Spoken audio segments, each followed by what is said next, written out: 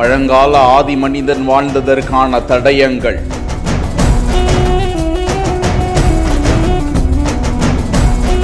கொடைக்கானல் கீழ்மலையில் அழிக்கப்பட்டு வரும் அதிர்ச்சி. கற்திட்டைகளை பாதுகாக்க வேண்டும் எழும் கோரிக்கை.